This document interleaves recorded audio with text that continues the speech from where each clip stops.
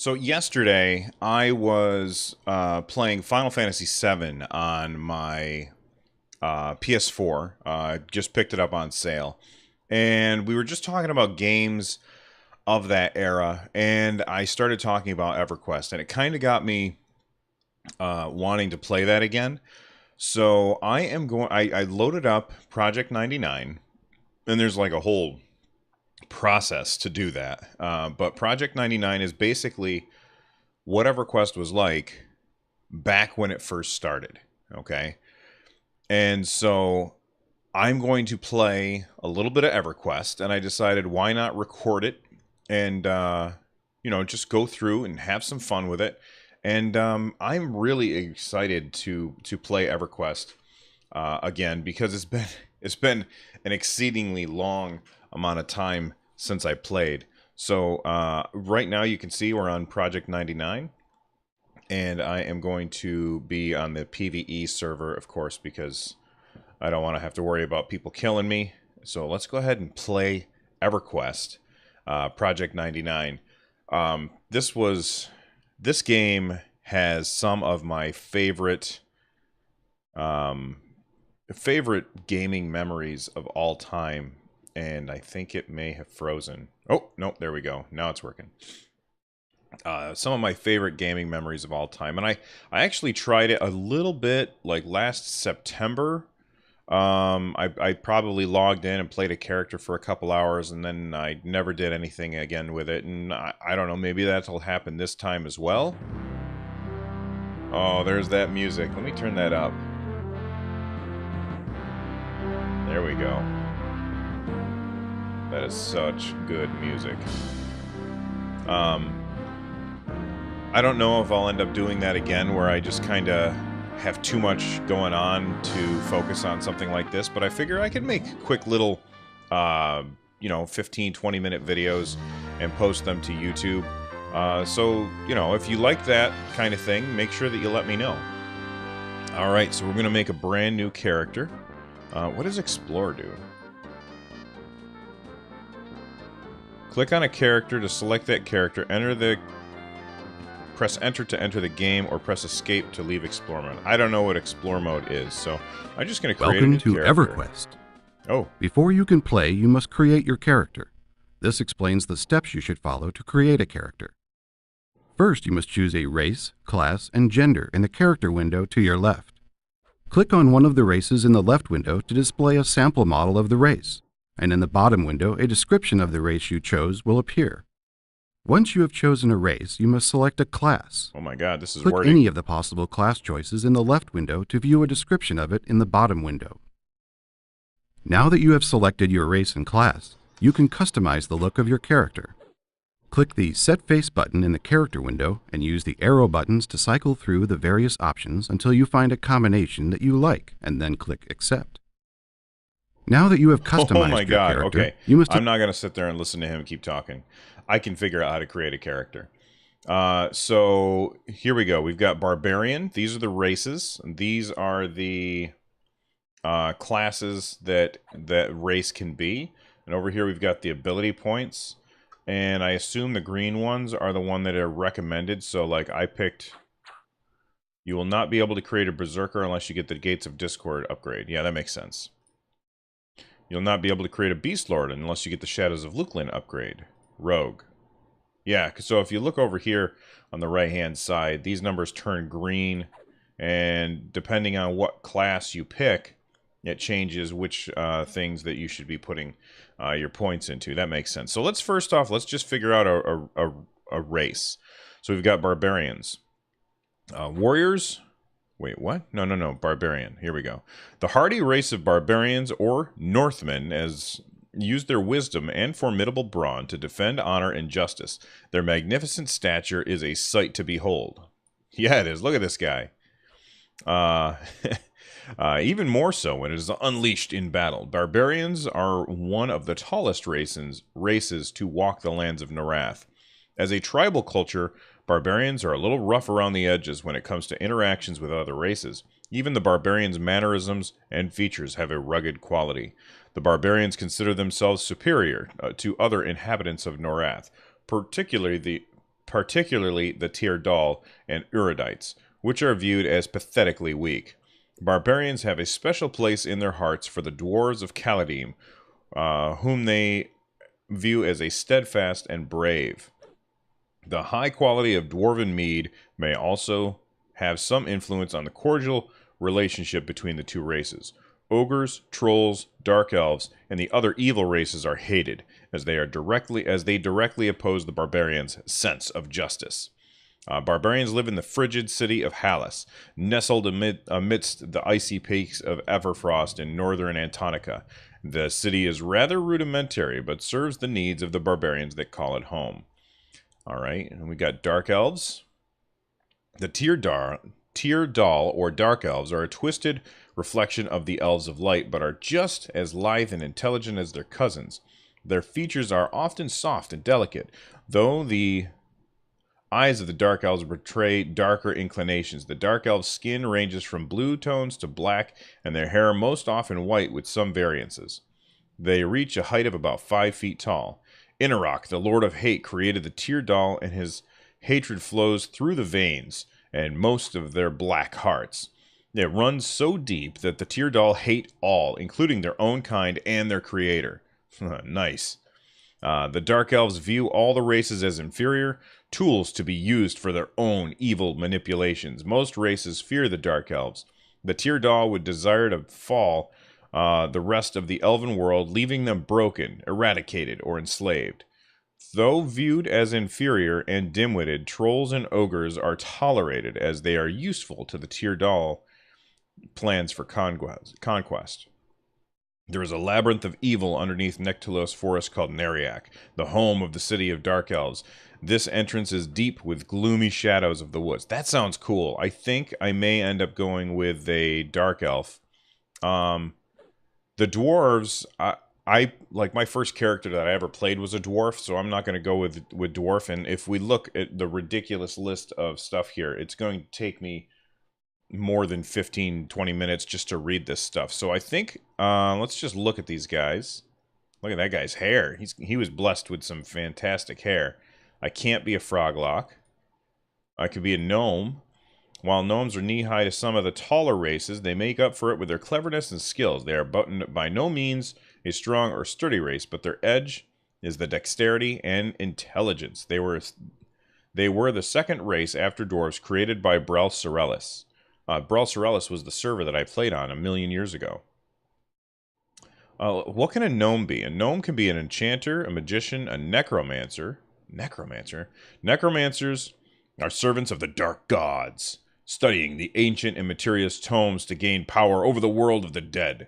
Necromancers are primarily magic-using class with the ability to wear cloth armor and wield blunt weapons and daggers. Necromancers are able to raise the dead, commanding them to do their bidding and aid them in battle. The skeletal servant often accompanies the necromancer in her adventures through Norath. The text is really, really small. Necromancers have mastered the powers of poison and disease, allowing them to assault their enemies with damaging afflictions that savage their vitality over time. So, let's see. Who else can be a necromancer? Because that sounds cool. Humans can be. Ixar I can't play. Oh, I can. Okay.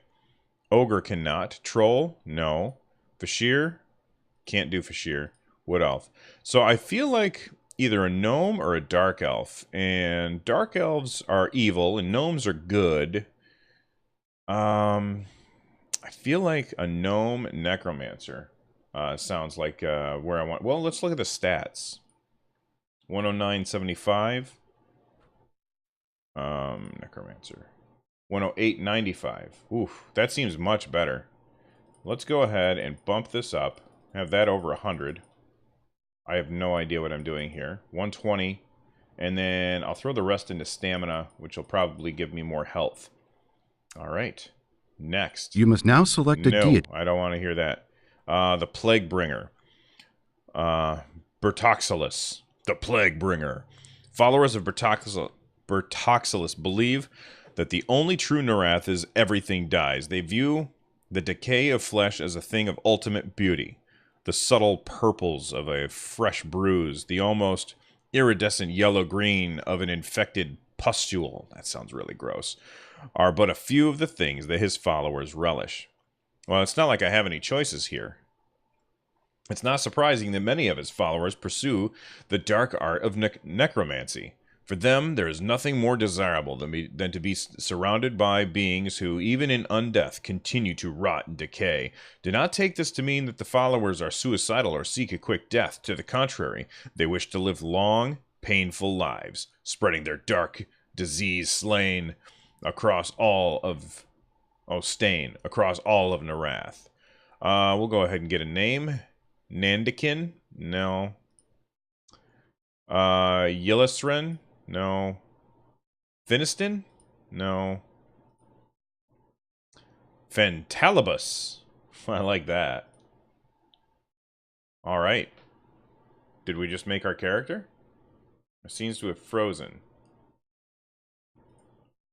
Oh, okay. It says not responding, so it'll probably take a second and then click over. So I'm playing a gnome. I didn't even see where their city is called. I'm playing a gnome necromancer. Now, I remember playing a necromancer when I played the original game a really long time ago. I didn't play for very long. Maybe got to level 10 or something. We'll go ahead and skip that for now. Alright, never ever give out your password. Oh, okay, well thanks. Let's close the tips, because I don't want them to come up. Alright. So there's the Priest of Discord. I remember those guys, but I don't know what they're for. And we've got a clockwork merchant here. Now, this is a game that is played primarily with the keyboard, but you can also use the mouse. I don't think that you use it very much, though. Alright, so let's talk to the Priest of Discord. You've just taken a closer look at another character or NPC by typing Khan. I just right-clicked on him. Priest of Discord regards you indifferently. What would you like your tombstone to say? And I don't have anything up here, so I think I should move my camera up there. Alright. Lots of corpses. You may not loot that corpse at this time. I don't even know what to do. B? S. Oh, there's my book. Describe a spell into your spell book. Click on the spell scroll in your inventory. Do I have an inventory? I? Ah, there we go. Look at this. So what is this? Stained letter. Spell, minor shielding.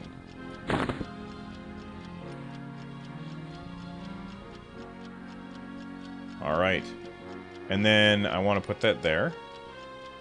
Beginning to memorize minor shielding, and you can see, really tiny, there is a purple bar here that is counting down while I memorize that spell. Although I don't like where I put it. Can I move it? I can't. What else do I have? What is this? Life tap. Beginning to scribe life tap. Here, I'll put that there. I can't put that there. I guess I'll put it in spell slot 2.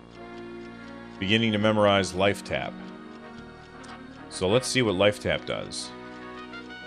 How do I tell what life tap does? No, I don't want to right click on it.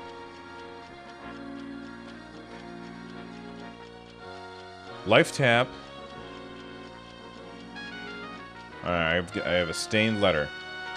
In the mirror, this wretched society we await. I gotta turn the music up a little bit. It's kind of quiet.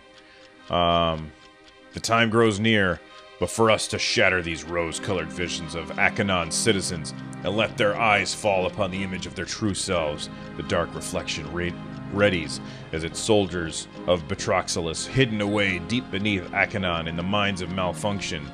Ionis Moronder is your new master now. Do not keep him waiting. So I guess I'm looking for Ionis Moronder. Okay. So I'm moving around with the arrow keys instead of the mouse, and if I want to strafe, I hold control. I remember this. Oh boy, what is this? Is this a monster? Apprehensively, what would you like your tombstone to say? Stop showing tips. I don't want the tips. Alright. So it'll tell you if something is going to attack you. Oh, here's a guide. Oh, that's right. Slash hail. Guide says, "Greetings, lost soul. I am Guide Automaton, Series G. I can assist you in leading you to all the important destinations of Ak'Anon. All you need to do is ask where and the state a valid destination." Let me go back into my inventory. I should probably equip a weapon. What's this? Tome of Order and Discord. I do not... I do this not out of a sense of charity or compassion, but because it is what is ordained that I must do. I write because I am a child of order. You must know the seventh hammer. Okay, I'm not going to read all that right now. So we've got the stained letter.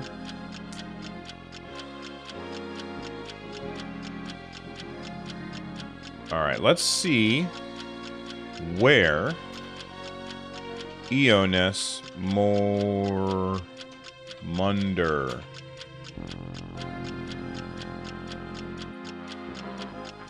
Hail.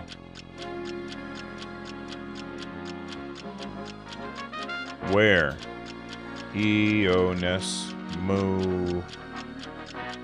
Momunder. Alright, it's not working. She doesn't know where he is, I guess. What's up here? Do they have... I seem to remember... options. Display. I thought that there was a way to make it so that as you go uphill, it'll automatically look up. There's a lot of stuff on here. I may have to look at this when I'm not recording. Alright, what's going on down here? Clockwork grocer, baker.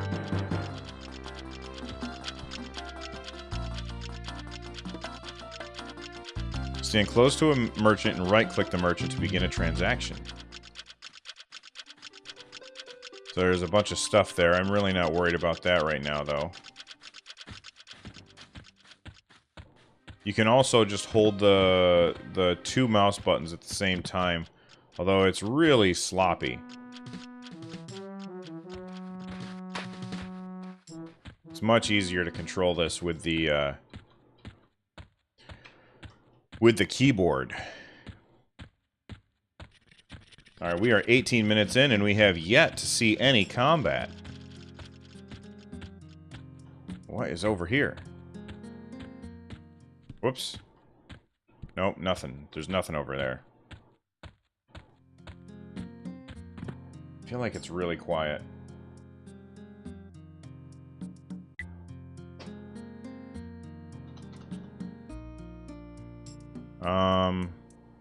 Options.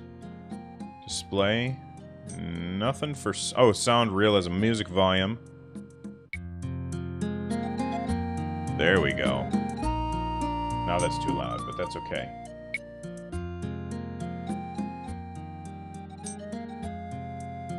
Alright, I think that's better. You can hear the clockworks as you walk around. Oh, what is this?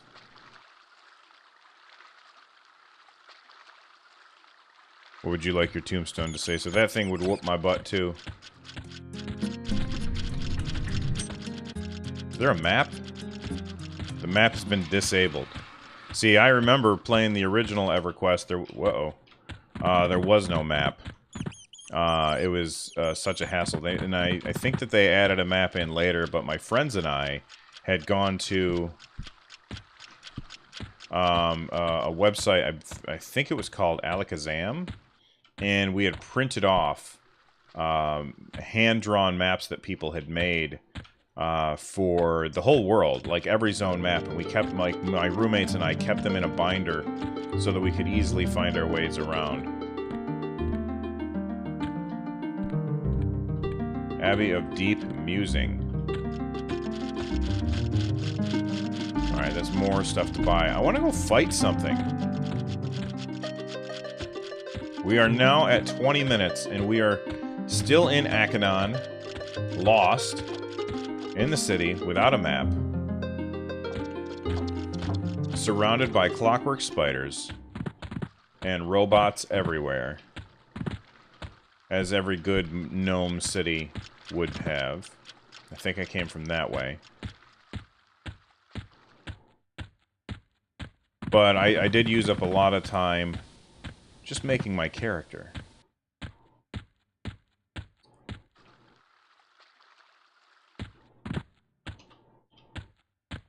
And oh, you know what? I didn't even look at his face and see what his face was going to look like. See, now I remember coming to this... What is that sound? Oh, okay. There's some steam there. I remember coming to this city when I played the original way back in the day. I don't remember anything about it, though. Can I walk over this weird contraption? No, probably not.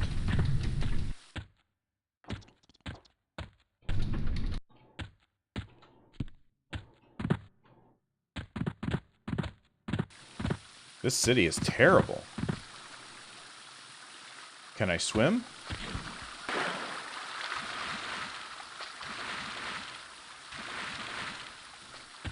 Okay, we made it across. Let's talk to Sanford Featherhead. Hail. Sanford Featherhead says, "Greetings, I am the operator of this scrapyard. If you have any scrap metal, I would be glad to purchase it from you in loads of 4. The gem choppers no longer allow me to accept black box fragments and micro servos."